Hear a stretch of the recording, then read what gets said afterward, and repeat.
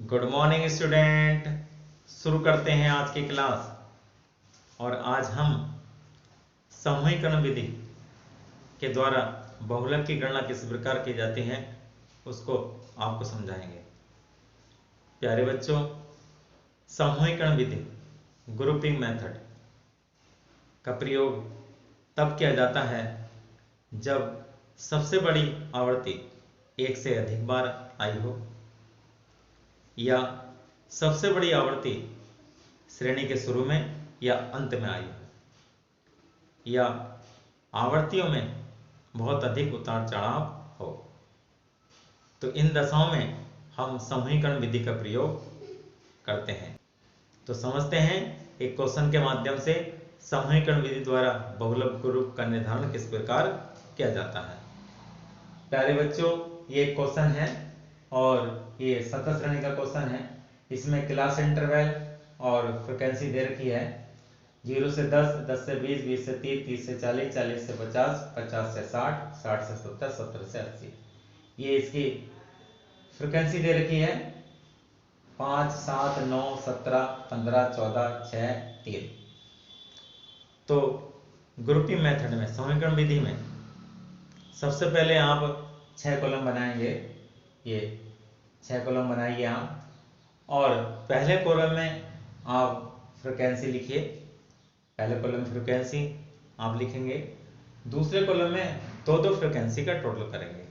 तो आप दो फ्रिक्वेंसी का टोटल करिए। 5 और 7 12, 9 और 17 26, 15 और 14 29, और 6 और 3 9।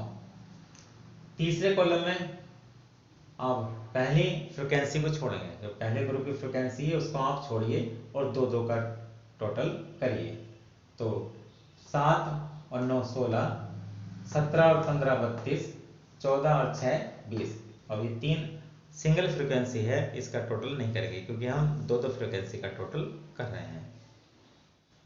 इसके बाद जो फोर्थ कॉलम है, चौथा खाना है आपका, इसमें 3 फ्रिक्वेंसी का टोटल लिखेंगे। तो 3 फ्रिक्वेंसी का टोटल करिए आप। 5 7 9, तो ये 21 हो गया आपका। 17 15 14, ये 46 हो गया। और 6 और 3, ये 2 फ्रिक्वेंसी बचती हैं, लेकिन हम यहाँ 3 फ्रिक्वेंसी का टोटल कर रहे हैं, तो यहाँ ये 2 फ्रिक्वेंसी आपको छोड़नी पड़ेंगी। उसके बाद पांचवा जो खाना है, फिफ्थ कॉलम है, इसमें पहली फ्रिक्वेंसी को छोड़ देंगे। जो पहले ग्रुप की फ्रिक्वेंसी उसको छोड़ देंगे और 3 फ्रिक्वेंसी इसका टोटल करेंगे। 7 9 17 जोड़ेंगे तो ये आपका 33 आएगा।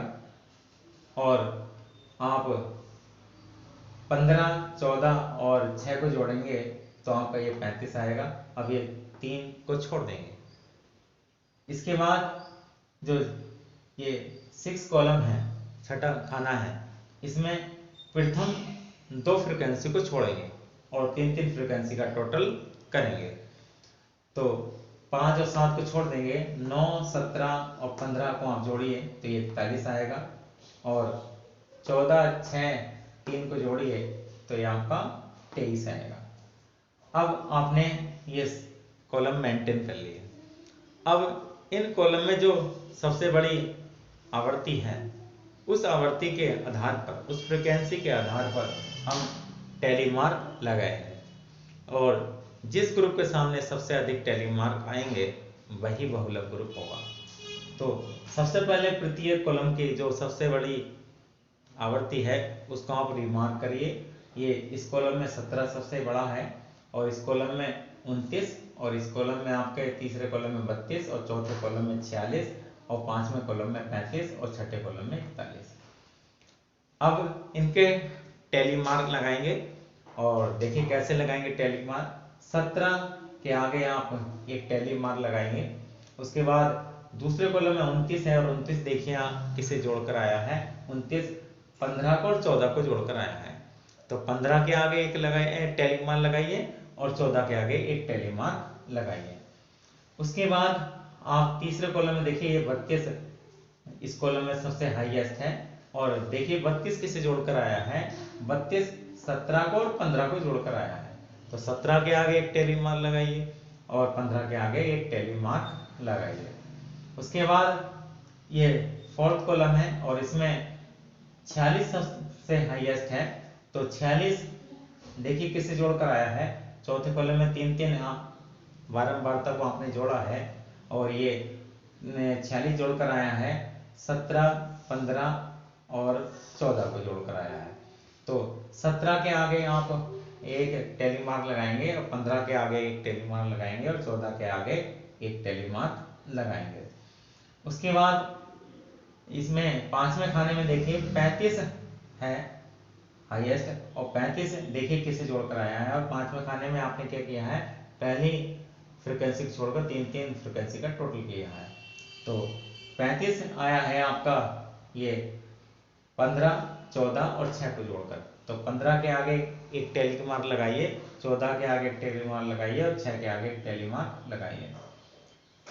जो 6 कॉलम है इसमें 41 हाईएस्ट है और 41 देखिए किससे जोड़कर आया है, छठे खाने में आपने प्रथम 2 को छोड़कर 3-3 का योग किया है, तो 41 आया है 9, 17 और 15।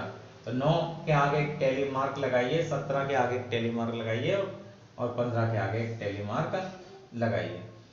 तो इस प्रकार ये टैली मार्क आपने लगा लिए।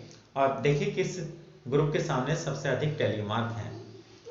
तो ये सबसे अधिक जो टैली मार्क आए हैं वो 40 से 50 ग्रुप के सामने टैली मार्क आपके 5 आए हैं, क्योंकि 30 से 40 के सामने 4 आए हैं और 20 से 30 के सामने एक टैली मार्क आया है और 50 से 60 के सामने 3 टैली मार्क आए हैं और 60 से 70 के सामने एक टैली मार्क आया है।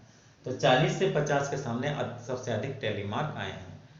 तो ये बहुलक ग्रुप आपका हो गया 40 से 50 और इसी ग्रुप में आप बहुलक का सूत्र लगाएंगे और बहुलक का क्या सूत्र होता है, Z बराबर L1 plus F1 minus F0 upon 2F1 minus F0 minus F2 into I। बहुलक ग्रुप की निम्न सीमा है आपकी 40, तो 40 लिखिए आप, और बहुलक ग्रुप की बारंबारता है आपकी 15, तो 15 लिख देंगे F1 के स्थान पर, और बहुलक ग्रुप से ऊपर वाले ग्रुप की बारंबारता है 17, तो F0 17 लिखेंगे और 2 गुणा 15, F0 आपकी 17 और F2 आपके जो बहुलक ग्रुप से नीचे वाले ग्रुप की बारंबारता होती है उसे F2 कहते हैं 14, और I बहुलक ग्रुप का अंतर, तो 40 50 ये 50 माइनस 40 10 का अंतर है, और इसको आप अब सॉल्व कीजिए।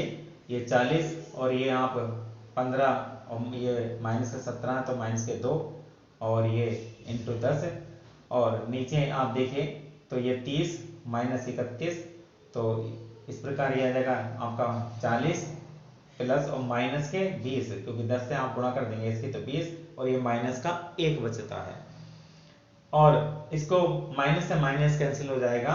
अब 40 प्लस 20 ये 60 आपका आ गया 60। अब आपको देखना है कि ये जो 60 आया है ये बहुलक ग्रुप में है, बहुलक ग्रुप की सीमाओं के अंतर्गत है या नहीं। तो ये बहुलक ग्रुप था 40 से 50 और 60 बहुलक ग्रुप की सीमाओं में नहीं है, क्योंकि इस सूत्र के द्वारा आप जो बहुलक निकालते हैं वो बहुलक ग्रुप की सीमाओं के अंतर्गत ही आना चाहिए। अगर बहुलक ग्रुप की सीमाओं के अंतर्गत नहीं आता बहुलक, तो बहुलक के वैकल्पिक सूत्र द्वारा बहुलक की गणना की जाएगी। तो यहाँ बहुलक ग्रुप की सीमाएं 40-50 के बीच 60 नहीं आता है, तो अब यहाँ वैकल्पिक सूत्र द्वारा बहुलक की गणना की जाएगी। और वैकल्पिक सूत्र क्या होता है, Z बराबर L1 plus F2 upon F0 plus F2 into I। L1 आपका 40 है और F2 आपकी 14 है और F0 आपकी 17 है और F2 14 है, और आपका जो I क्लास इंटरवल है का आपका अंतर जो है क्लास इंटरवल में वो 10 का अंतर है, और इसको आप सोल्व करिए 40 और ये इसकी गुणा कर दीजिए आप 14 से 140, इसको जोड़ दीजिए आपका 31। अब 31 से आपको करना है 140 को भाग करना है, तो 40 प्लस ये आ जाएगा आपका 4.516 और इसको जोड़ दीजिए तो आपका बहुलक आ जाएगा Z बराबर समझे, 44.516। जेड आ गया आपका 44.516। तो ये अब बहुलक गुण की सीमाओं के बीच आपका बहुलक आ गया है। तो प्यारे बच्चों, ये समूहीकरण द्वारा बहुलक की गणना थी, जो आपको अच्छी तरह से समझ में आ गई होगी। अगर कोई बात आपके समझ में नहीं आती है तो आप कमेंट में लिख सकते हैं, और अगर आपको लगता है कि आपको समझ में आता है और ये चैनल आपके लिए लाभदायक है तो आप चैनल को सब्सक्राइब जरूर करिए और वीडियो को लाइक करते रहिए और शेयर भी करते रहिए ताकि औरों का भी भला हो सके। धन्यवाद।